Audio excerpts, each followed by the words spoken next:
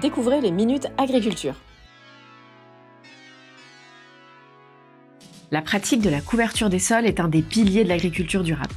Elle répond à un principe simple, dans la nature, les sols nus n'existent pas. En l'absence de culture, les sols sont colonisés par des plantes, souvent qualifiées de mauvaises herbes ou adventices. En agriculture, pour limiter naturellement le développement des mauvaises herbes, nous implantons des couverts pour tout type de production. Aussi bien en vigne-arboriculture, en grande culture ou en élevage. On peut citer différents types d'espèces utilisées en guise de couverts agronomiques, le trèfle, la moutarde, l'avoine, etc. Il existe différents types de couverts. Réglementaires, appelés culture intermédiaire piège à nitrate ou CIPAN, des couverts fourragers, des couverts énergétiques ou agronomiques. Chacun de ces couverts dispose de finalités différentes. Ici, nous allons nous intéresser aux couverts agronomiques pour ses qualités multiservices. Multiservices ? Mais ça veut dire quoi exactement ? Allez, suivez le guide. En fait, les couverts agronomiques sont un ensemble de plantes semées dont l'objectif premier est de couvrir les sols entre deux cultures principales.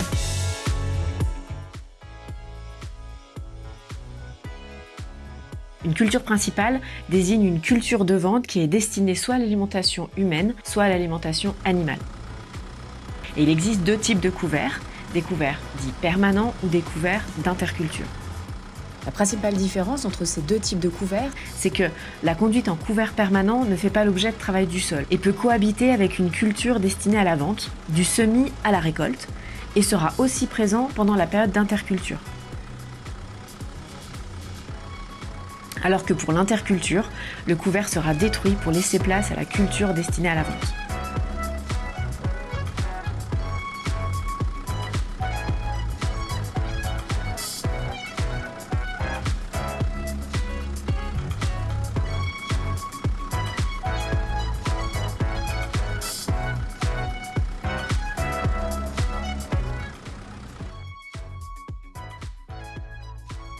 Les couverts végétaux seront composés d'un mélange de 2 à 3 espèces et auront une densité faible, à la différence des couverts agronomiques qui regroupent plusieurs espèces et qui auront là une densité beaucoup plus importante.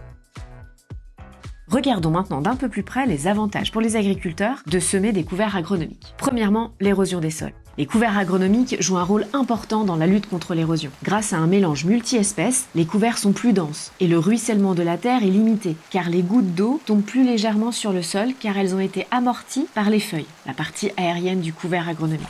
L'eau va arriver sur un sol où les racines ont amélioré la porosité. Elle va donc mieux s'infiltrer. Le fait d'avoir un couvert permet aussi de limiter l'érosion éolienne. A l'inverse, si le sol est nu, les gouttes d'eau vont emporter la terre fertile, c'est ce qu'on appelle le ruissellement. De plus, un sol nu est un sol qui s'assèchera plus rapidement. Passons maintenant à la structure du sol. En parallèle de la lutte contre l'érosion des sols, le système racinaire des couverts agronomiques, comme celui des cultures, participe à la tenue du sol. Il est primordial de bien sélectionner ces espèces pour que le système racinaire soit différent et permette d'améliorer la circulation de la biodiversité, de l'eau et des nutriments dans le sol. Un sol nu va avoir tendance à se compacter, tasser et entraver la fertilité du sol. Le stockage du carbone dans le sol. La sélection rigoureuse des espèces présentes dans un couvert agronomique va favoriser le développement de la biomasse. Autrement dit, c'est la quantité de carbone qui a pu être stockée par la plante. Cette biomasse, elle est ensuite restituée dans le sol, générant ainsi une quantité de matière organique importante. Et cette dernière permettra également une meilleure fertilité des sols. Sans oublier que les couverts agronomiques contribuent à la réduction des émissions de gaz à effet de serre en capturant le carbone de l'atmosphère et en le stockant dans les sols, permettant ainsi d'atténuer le changement climatique. Gestion de l'eau. Les couverts agronomiques aident à réduire la pollution des eaux de surface et des eaux souterraines car ils contribuent à l'amélioration de la vie du sol.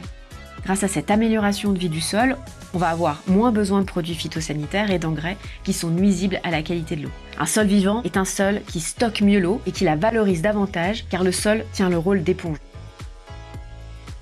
La réduction des engrais minéraux. Si un sol est nu, les éléments fertilisants présents naturellement dans la terre vont se diriger vers les nappes. Alors que si on a mis en place un couvert sur la parcelle, ce couvert va piéger les éléments fertilisants car le couvert se nourrit de ces éléments. Et une fois qu'on va détruire ce couvert, les éléments fertilisants seront redistribués à la culture suivante.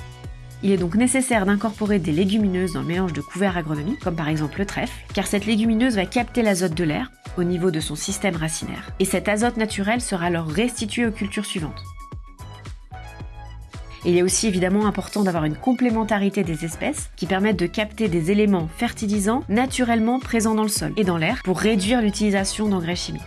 Et ils permettent entre autres de diminuer les dépenses des agriculteurs. Ça permet également de réduire les émissions de gaz à effet de serre, car les engrais chimiques sont à l'origine des émissions de protoxyde d'azote, le N2O, qui a un impact sur le réchauffement climatique 300 fois plus élevé que le CO2.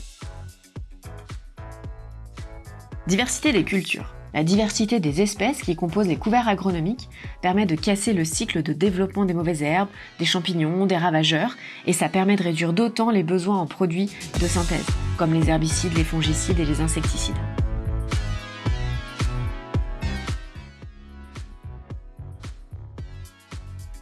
Les couverts agronomiques augmentent la diversité des plantes sur une exploitation agricole, ce qui va favoriser la présence d'insectes qui sont bénéfiques et qui peuvent aider à contrôler les populations nuisibles.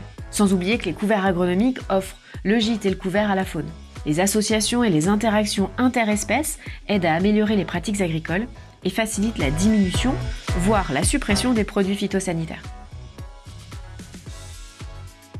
Par exemple, planter un couvert de sarrasin après une culture de blé va permettre d'attirer des cirfes. Alors au-delà du fait que c'est aussi un pollinisateur, ce sont aussi de réels prédateurs contre les pucerons. Donc c'est un moyen naturel de lutter contre les pucerons. Les couverts agronomiques peuvent réduire les coûts de production pour les agriculteurs car ils vont réduire leurs besoins en engrais et en pesticides tout en augmentant la résistance des cultures aux stress environnementaux et en améliorant la qualité des sols. En somme, les couverts agronomiques jouent un rôle crucial dans la protection de l'environnement, la préservation de la biodiversité et la durabilité de l'agriculture. Collectivités territoriales, entreprises de l'agroalimentaire, partenaires éducatifs, environnementaux et financiers, metteurs en marché, vous avez tous un rôle à jouer en soutenant les pratiques agricoles durables et en encourageant les agriculteurs à adopter des méthodes de culture respectueuses de l'environnement. Rejoignez-nous!